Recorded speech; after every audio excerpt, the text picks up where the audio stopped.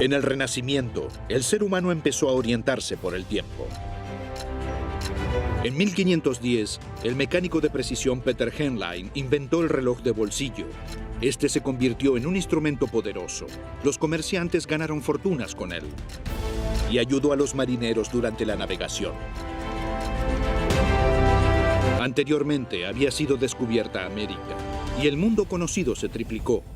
Los hombres comenzaron a entender la Tierra y surgió un imperio en el que el sol nunca se ponía.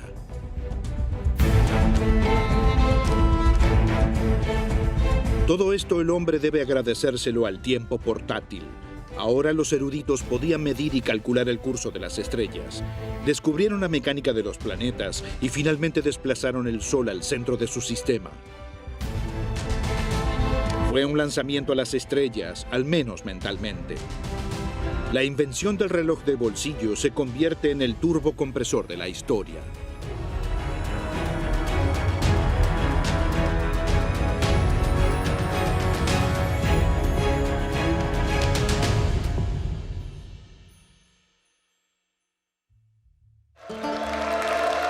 Florencia, 1504.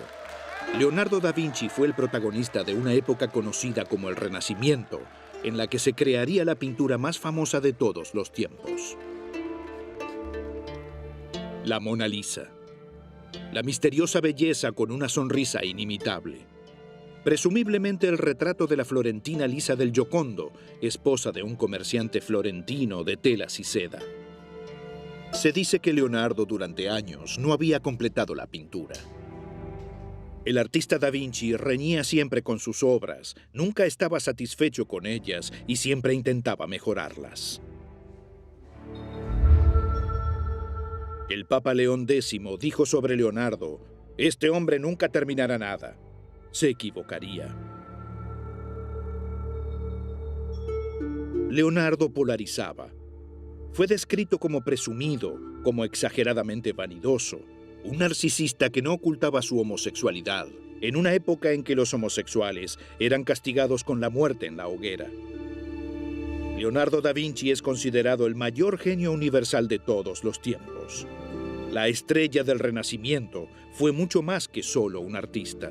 Fue arquitecto, anatomista, escultor, inconformista, matemático, inventor y artista.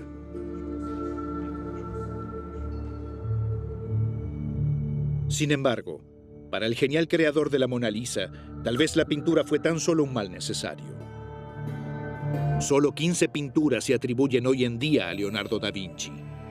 La mayoría se perdió porque siempre experimentaba con nuevas combinaciones de colores, muchas de las cuales se descomponían con el tiempo.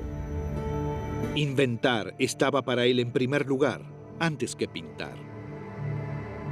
Tal vez Leonardo, en lo que respecta a su deseo más íntimo, era un buscador, un investigador, que siempre estaba interesado en nuevos secretos, como un pintor que, con esmero, pincelada por pincelada, hubiese querido mantener su oficio día tras día. Sabemos bien que durante días solo hacía una pequeña corrección en el lienzo, que no está constantemente frente al lienzo. Eso ya podemos imaginarlo. Y puede ser que solo pintara para ganarse la vida. Sus cuadros no eran muy demandados. Estaban extraordinariamente bien ejecutados, algunos, al menos los pocos que fueron completados y conservados. Puede ser que, con arte, se ganara el pan para el día a día, para tener la libertad de continuar su investigación científica. En el siglo XV, en Italia se libraban numerosas pequeñas guerras. En 1405, Venecia venció a Padua. Florencia conquistó Pisa. Los napolitanos arremetieron contra Roma en 1413.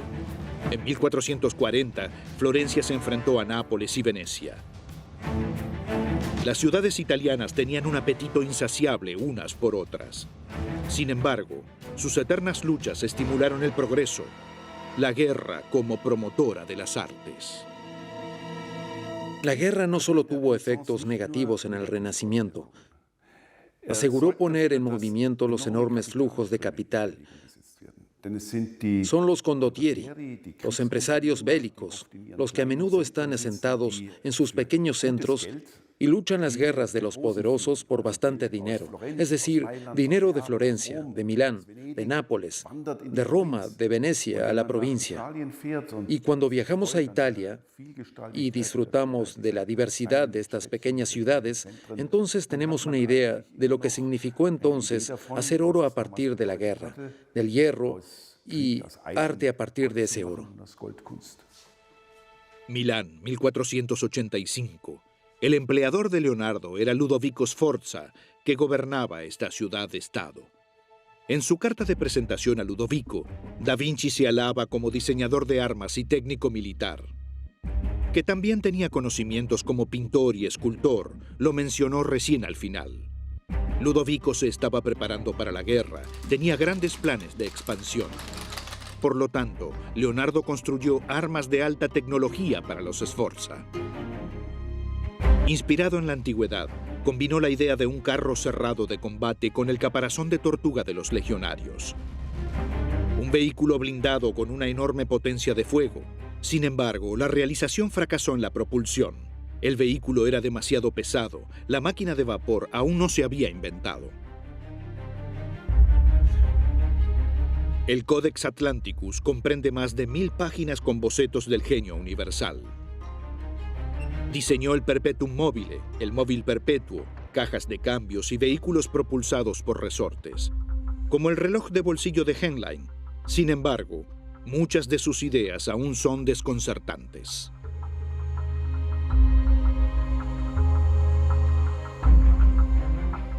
Algunos ven en sus engranajes una calculadora. Para sus adversarios, esta interpretación va demasiado lejos. En el Renacimiento todavía no había posibilidad de realizar engranajes mecánicos. Leonardo lo sabía, así que se elevó a un nivel teórico de planificación. Eso era algo nuevo. La preferencia de Leonardo por la mecánica correspondía al espíritu de la época, porque muchas personas multifacéticas como él buscaban los motores que ponían en movimiento al hombre, a la Tierra, al universo. Los mecanismos del reloj eran mecánicamente lo más complejo que tenía para ofrecer la época de Leonardo. Alrededor de 1505, Peter Henlein inventó un reloj portátil. El nuevo hombre ahora andaba con el tiempo como si éste le perteneciera. Sin embargo, ¿quién ganaba dinero con el tiempo? Porque el que prestaba dinero a tiempo y cobraba intereses cometía un pecado mortal. El tiempo solo le pertenecía a Dios. La prohibición de cobrar intereses está en la Biblia y es una de las prohibiciones bíblicas más importantes. Casi tan importante como la prohibición de matar a otra persona.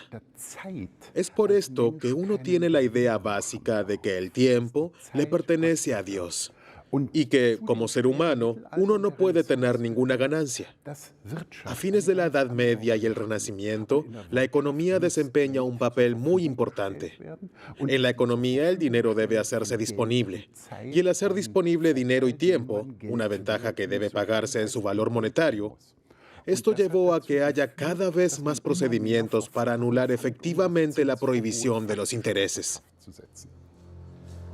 Los decretos imperiales del siglo XVI ahora también permitían a los inversionistas cristianos cobrar intereses sobre el dinero prestado. El importe se limitó al 5%. Hasta entonces, el negocio de los préstamos estaba solo en manos de los prestamistas judíos. Ahora esto cambiaba. Martín Lutero, por ejemplo, criticaba esta práctica. El reformador suizo Juan Calvino, por otro lado, tuvo una opinión muy diferente. Juan Calvino partió del concepto de que en mi éxito económico puedo ver si estoy predestinado para la salvación o para el juicio. Esto llevó a que las personas no esperaron ocasionalmente ver si habían sido elegidas, sino que trabajaban tremendamente. El gran sociólogo Max Weber dijo que el calvinismo es el padre del capitalismo. Pero sabemos que otros los movimientos religiosos de esa época hicieron mucho por la economía. Son las fuerzas generales las que conducen a un tremendo impulso y a los grandes desarrollos técnicos.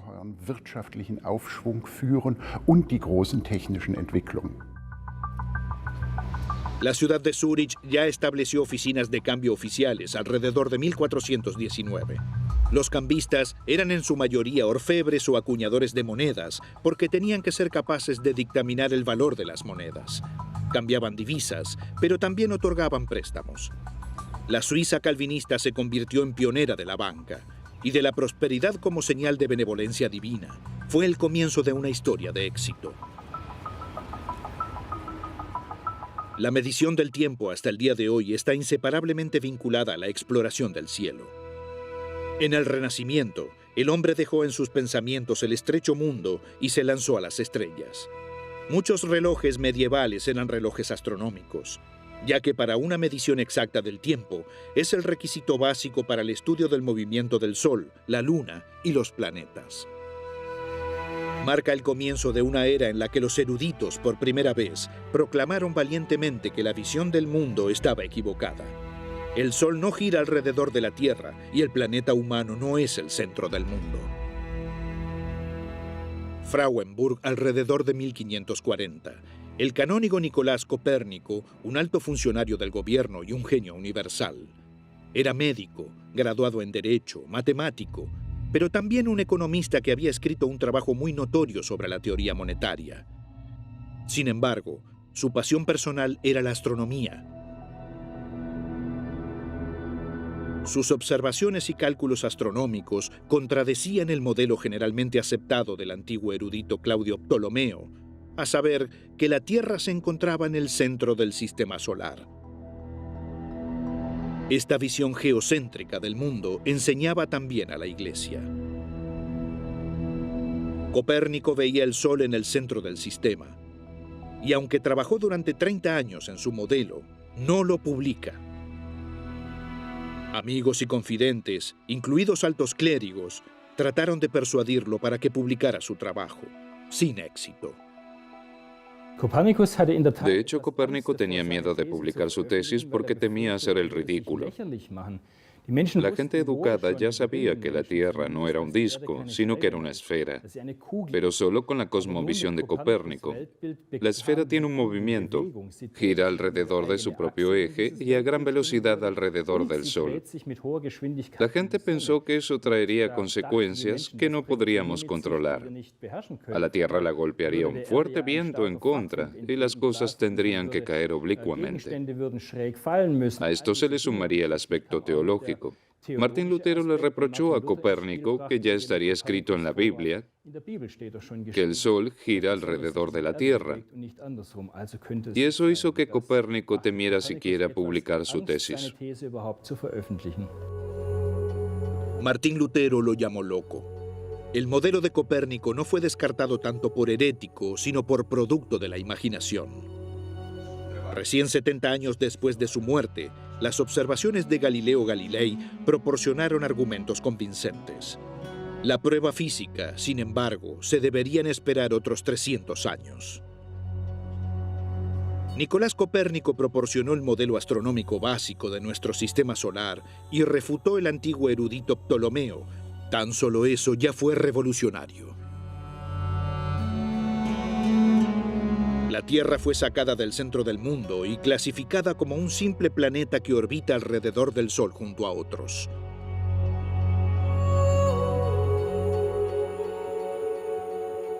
Copérnico reconoció que la impresión de que las estrellas se movían en el cielo se debía a la rotación de la Tierra alrededor de sí misma. Todas las órbitas rodean al Sol, por lo que el centro real del mundo tenía que estar cerca del Sol. Apenas hay un descubrimiento que tenga tanto significado para nuestro presente. El lanzamiento a las estrellas comenzó hace 500 años en la habitación de un erudito. Sin Copérnico, sin los viajes espaciales, sin la comunicación satelital, nuestra vida hoy sería completamente diferente.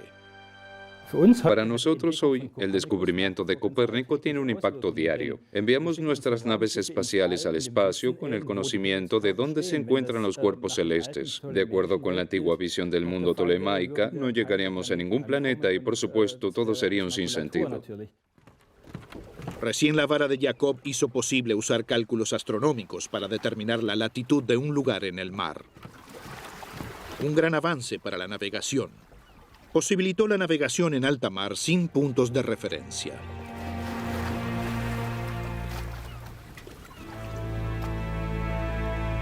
Otro avance de la época fueron las efemérides, tablas astronómicas, cálculos del astrónomo y matemático alemán Johannes Müller, llamado Regiomontano. Sus tablas indicaban la localización de las estrellas para los años 1475 a 1506. Junto con la vara de Jacob, les mostraron el camino a los marineros.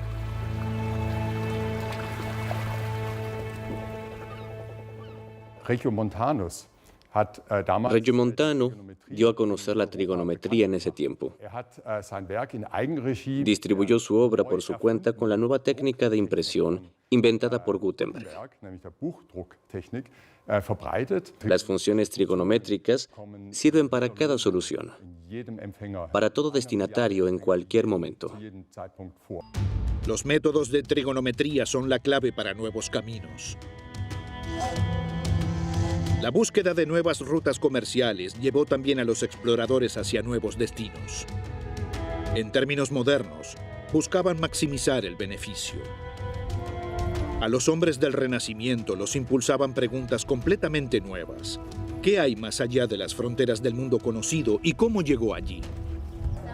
Los comerciantes europeos reconocieron que sería más beneficioso llevar grandes cantidades de pimienta, canela y seda a Europa a través de las rutas de transporte portuguesas, en lugar de transportarlas en pequeñas unidades por la ruta terrestre controlada por Venecia. Así cayó el monopolio de las especias de los venecianos. Muchas casas comerciales del Renacimiento invirtieron en el transporte naval. Portugal y España se convirtieron en las principales naciones comerciales. Am Anfang waren die Kaufleute. Als Kaufmann wollen Sie Primero fueron los comerciantes. Como comerciantes, querían adquirir productos exóticos interesantes y venderlos de la manera más rentable posible. Estos están en el Mediterráneo y especialmente en el lejano Oriente. Y de este modo, partieron mercaderes como Marco Polo, seguidos por los misioneros y a veces por los guerreros. Y luego vienen los pensadores, los investigadores, siempre esperando superar sus propios horizontes.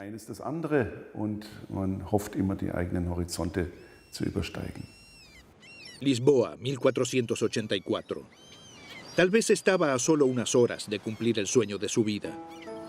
Cristóbal Colón, de 33 años, tenía una audiencia con el rey Juan II de Portugal. El marinero profesional de Génova tenía un profundo conocimiento de matemáticas y cartografía, y era un ávido defensor de la idea del antiguo erudito Aristóteles, quien había afirmado que podría llegarse a Asia en unos pocos días por una ruta hacia el oeste.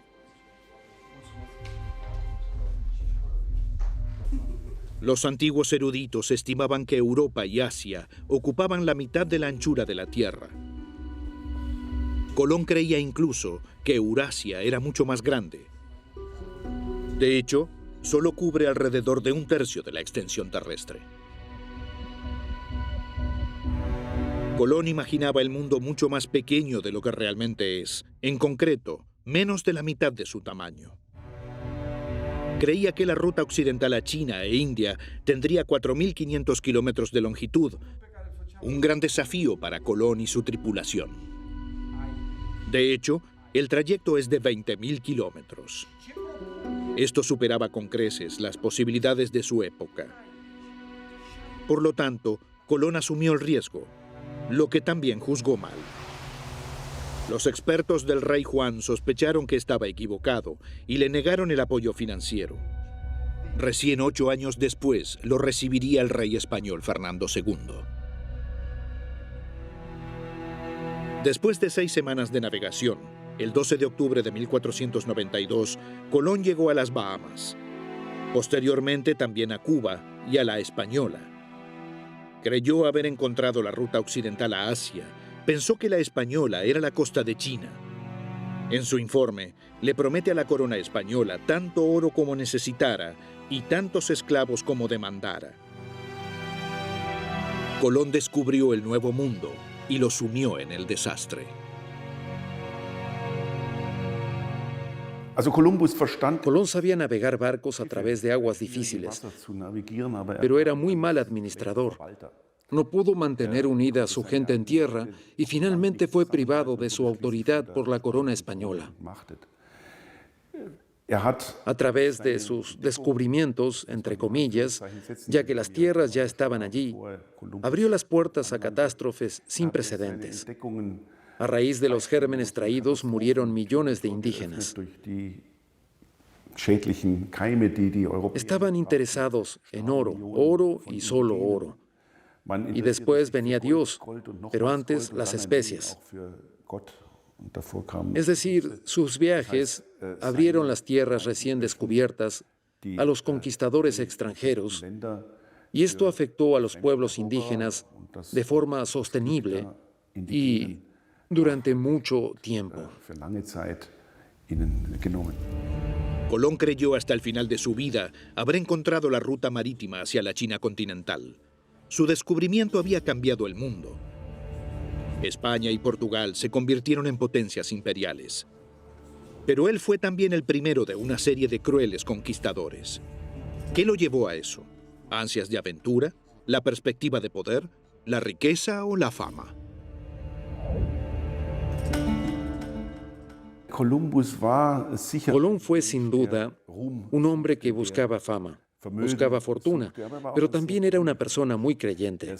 También se ve a sí mismo en el contexto de la historia de la salvación, porque puede conducir a innumerables almas si sus cuerpos lo sobreviven a la fe cristiana. Hay muchos indicios de que finales del siglo XV era el final de los tiempos.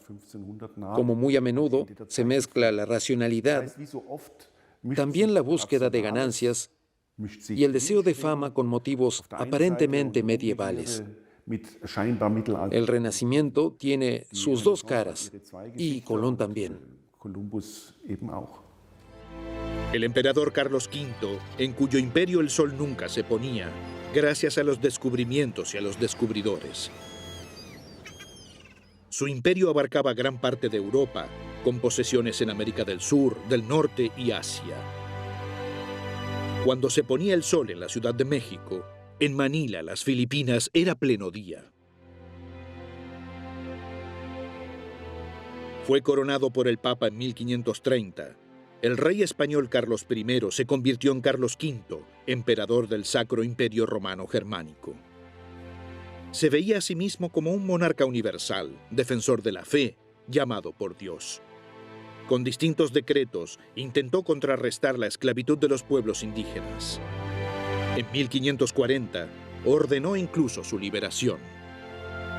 Sin embargo, las colonias estaban muy lejos y, en definitiva, la necesidad de oro de Carlos era demasiado grande. Fracasó. El imperio de Carlos codiciaba oro y plata.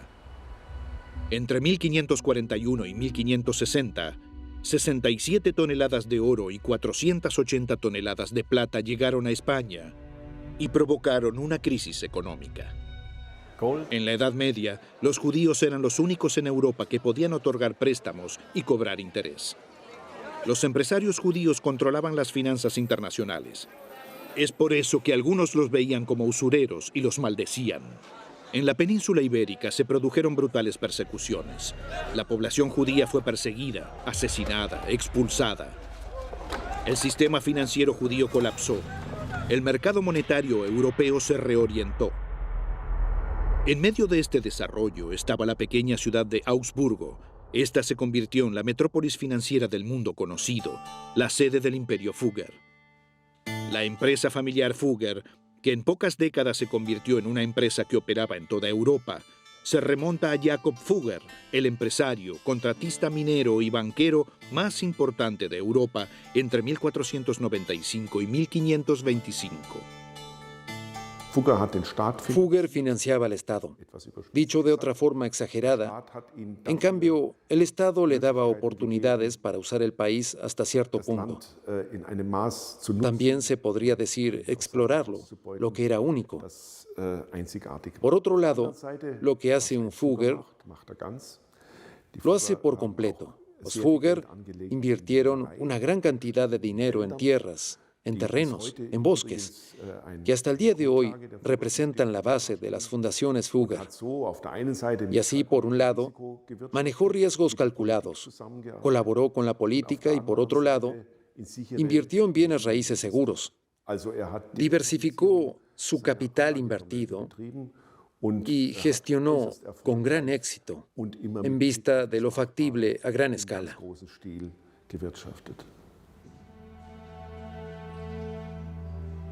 Fugger, piadoso y uno de los hombres más poderosos de su tiempo, aspiraba a un título nobiliario. Con un pie aún en la Edad Media, Fugger fue, no obstante, un gerente de carácter moderno.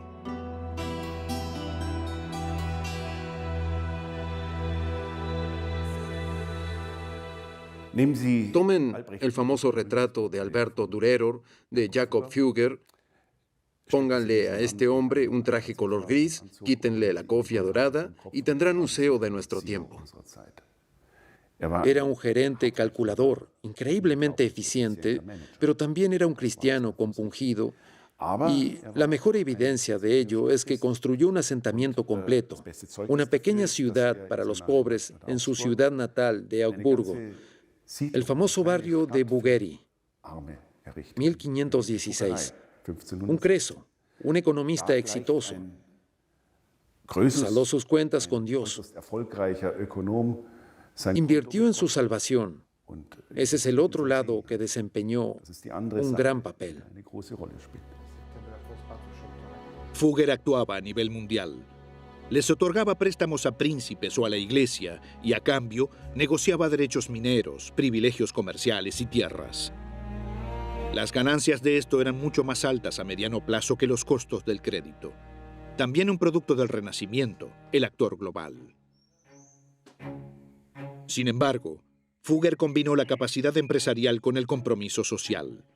En 1521 fundó el barrio Fuggerei, una cápsula del tiempo del Renacimiento en medio de Augsburgo. El barrio Fuggerei es la urbanización social más antigua de la historia y todavía se utiliza como tal. Actualmente, en las 67 casas del complejo de casas adosadas, viven 150 ciudadanos católicos de Augsburgo. Las condiciones para vivir allí siguen siendo las mismas que en el momento de su fundación. Quien quiera vivir en el barrio Fuggerei debe ser de Augsburgo, católico y tener un buen nivel educativo. Y aún hoy son mantenidos de los activos de la fundación de Jakob Fugger, una transacción financiera realizada en el Renacimiento vigente hasta el día de hoy. Sin cambios, incluso en la renta anual, aún sigue siendo un florín renano, que es el equivalente a 88 centavos de euro. En comparación con las comodidades de la mayoría de las personas del Renacimiento, las viviendas del barrio Fuggerei son absolutamente lujosas.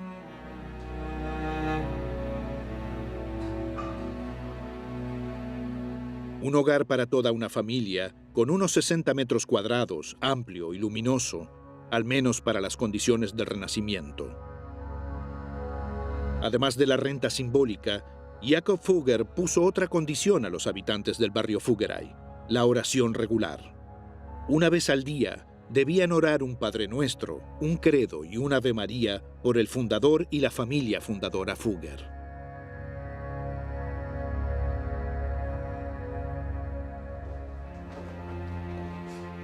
Las oraciones por él y los suyos le allanarían el camino al paraíso. Eso se creía en la Edad Media. Otra inversión para su salvación fue la construcción de la Capilla Fugger, sepulcro de la dinastía y una declaración representativa de su importancia social. Jakob Fugger contrató a importantes artistas, sobre todo Alberto Durero, quien diseñó las lápidas para los hermanos de Jakob, Georg y Ulrich.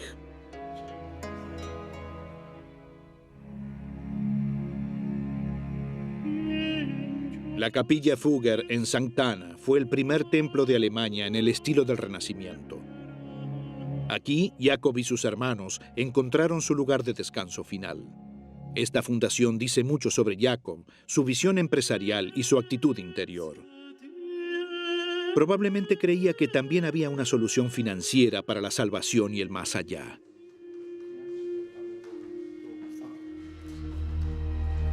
Jakob Fugger, cristiano piadoso y genio financiero, y uno de los hombres más ricos de su tiempo.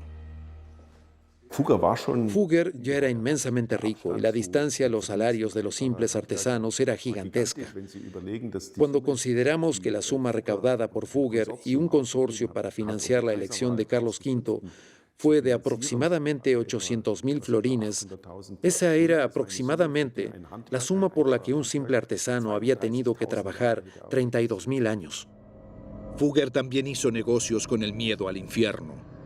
Sus terribles torturas eran omnipresentes en la época de Fugger. La Iglesia predicaba que ella podría reducir las penas del infierno por autoridad divina o incluso indultarlas. Sin embargo, los pecadores no obtenían esta indulgencia gratuitamente. Si el dinero suena en la caja, el alma salta fuera del fuego. Era el eslogan de ventas del monje dominicano Johann Tetzel. Uno de los vendedores de indulgencias más infames ofrecía incluso indulgencias por blasfemia y asesinato. En el otoño de 1511, el monje agustino Martín Lutero, de 28 años, se encontraba en Roma. Él también buscaba la indulgencia. De rodillas, subió la escalera santa en el Palacio de Letrán para obtener el perdón de los pecados y para liberar a sus familiares fallecidos del purgatorio. Desde la época del emperador Constantino, el Palacio de Letrán fue la sede oficial de los papas. El Palacio de Letrán, construido por el Papa Sixto V, una construcción renacentista del siglo XVI, y la máquina de dinero de los papas renacentistas fue el comercio de indulgencias. Cuando hablamos de los papas del Renacimiento, a menudo escuchamos historias terribles y tenemos la impresión de que ellos desencadenaron la reforma con su comportamiento amoral. Esa es una imagen muy unilateral. Eran modernizadores, eran hombres del Renacimiento, eran príncipes que, de acuerdo con los estándares europeos de ese momento, gestionaban una corte. En 1508, el Papa Julio II le encargó a Miguel Ángel Buonarroti, de 33 años, los frescos de la Capilla Sixtina. Sin embargo, Miguel Ángel no quiso. La pintura no habría sido su fuerte, se veía sobre todo como escultor. No obstante, Giulio, más bien un guerrero que un hombre de Dios, se impuso. Miguel Ángel solicitó libertad artística. «Haz lo que quieras», respondió Giulio. Un fresco de 520 metros cuadrados para ser pintado de cabeza.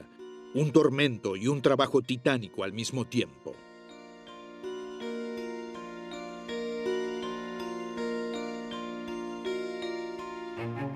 Los frescos de la bóveda de la Capilla Sixtina son, junto a la Mona Lisa de Leonardo, sin duda, las pinturas más famosas del Renacimiento, sino de toda la historia del arte. Y la interpretación de la creación de Adán, la obra de arte más reproducida del mundo. Un Dios que se aproxima a los seres humanos como una tormenta.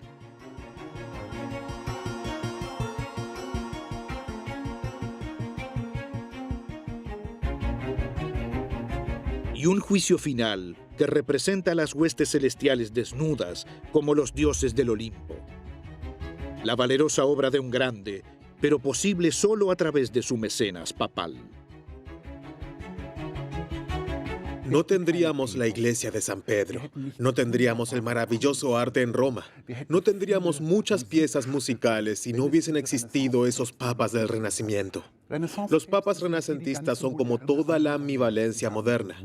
Tienen rasgos admirables y hermosos y, por supuesto, se comportaron como príncipes, como el príncipe Maquiavelo, de manera libre y soberana, y en ocasiones dejaron de lado sus deberes eclesiásticos o incluso los olvidaron. El Papa Giulio II, il terribile, el terrible, lo llamaron los romanos. El maestro mayor de obras a su lado, Donato Bramante, llamado maestro Rovinante, maestro de la destrucción. Este dúo dejó su marca en Roma. Giulio hizo derribar edificios, ampliar plazas y reconstruir caminos. Con el claustro de la iglesia de Santa María della Pace, el chiostro di Bramante, Donato Bramante se presentó en 1500 en Roma como el más moderno maestro mayor de obras. Su cliente fue el cardenal Oliviero Carafa, un influyente príncipe de la iglesia. Bramante se hizo famoso con el Tempietto di Bramante, el templito, inspirado en los templos circulares romanos. Es considerado un modelo del Alto Renacimiento. El Papa Giulio II se impuso sobre todas las protestas de sus cardenales e hizo derribar la venerable basílica del emperador Constantino. Quería construir en su lugar la iglesia más grande de la cristiandad, la Basílica de San Pedro. Giulio era un gigantómano. Su domo también debería albergar su monumental sepulcro, mayor que cualquier cosa que el mundo haya visto jamás. Donato Bramante recibió la adjudicación por la Basílica de San Pedro como iglesia del Santo Sepulcro de Giulio II. En 1506 comenzaron los trabajos de construcción. Pasaron 40 años hasta que el escultor, pintor, poeta e investigador Miguel Ángel se convirtiera en maestro mayor de obras y arquitecto de la Basílica de San Pedro. En 1547, a la edad de 72 años, Miguel Ángel Buonarroti se hizo cargo de la dirección de la obra de construcción más grande de Europa. Fue la corona de su vida artística. La construcción de la cúpula de la Basílica de San Pedro, el edificio autoportante de ladrillos más grande del mundo. La cúpula nervada fue su construcción, su idea. Su vida artística abarcó 70 años. Se veía a sí mismo como escultor, pero como pintor y maestro mayor de obras, también creó obras épicas. Pasó años en canteras, siempre en busca de material, y literalmente removió montañas. Miguel Ángel vivió 9 papas y trabajó hasta su último aliento. Llegó a los 89 años, en su tiempo, una edad bíblica. Fue uno de los grandes artistas eruditos del Renacimiento y el año de su muerte es considerado por muchos historiadores del arte como el final de esta era. Miguel Ángel murió el 18 de febrero de 1564.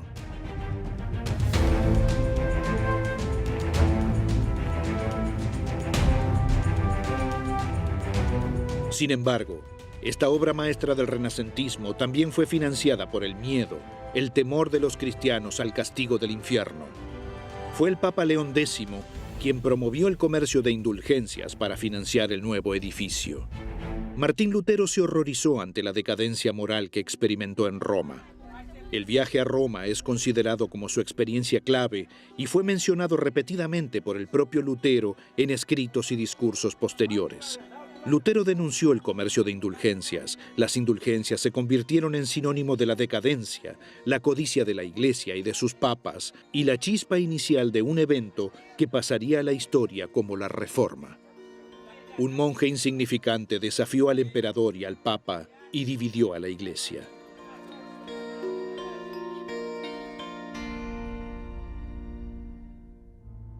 No era un revolucionario, sino un reformador.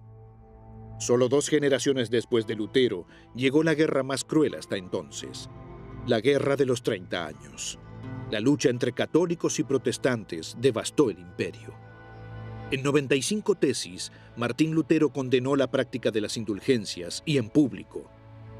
En el lapso de unos pocos meses, aparecieron más de 80 escritos individuales y colecciones literarias de Lutero en más de 600 ediciones. Lutero se convirtió en una estrella de los medios, y la impresión de libros, el primer medio masivo de la humanidad.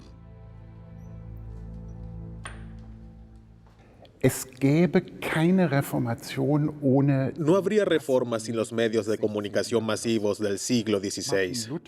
Martín Lutero escribió tesis sobre un problema teológico relativamente arbitrario, la indulgencia. Pero estas tesis en pocas semanas se difundieron y se leyeron en prácticamente todo el sur de Alemania.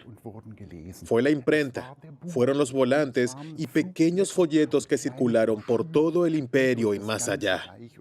Y movilizaron a las personas.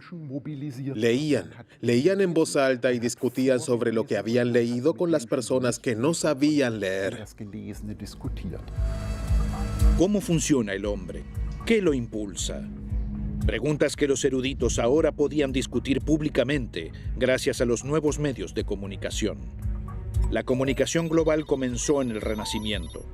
Por primera vez era posible que miles de personas pudieran acceder al mismo contenido al mismo tiempo y que el futuro pudiese representarse y planificarse de manera realista. El hombre comprendió que lo impulsaba y se copió a sí mismo. Surgieron los primeros hombres máquina, anticipando un futuro en el que los robots juegan al fútbol. En pocas generaciones, el mundo conocido se triplicó. El transporte global y el comercio global se hicieron realidad por primera vez en el Renacimiento. El hombre no solo viajó alrededor de su planeta, sino que también sentó las bases para viajes a lugares lejanos y explorar el cosmos. El legado del Renacimiento en realidad nunca murió, permaneció vivo. Puede decirse, creo, que la revolución industrial y por lo tanto nuestro mundo moderno sería inimaginable sin lo que se ideó e inventó en el Renacimiento. Nunca antes en su historia, el hombre experimentó un impulso de desarrollo comparable. El Renacimiento aventaja incluso a nuestro trepidante tiempo. Nunca se ha desarrollado, inventado, movilizado, cambiado, revolucionado y rechazado tanto en tan poco tiempo. Un desarrollo impulsado por hombres que dominan lo imposible, porque comprendieron su mundo.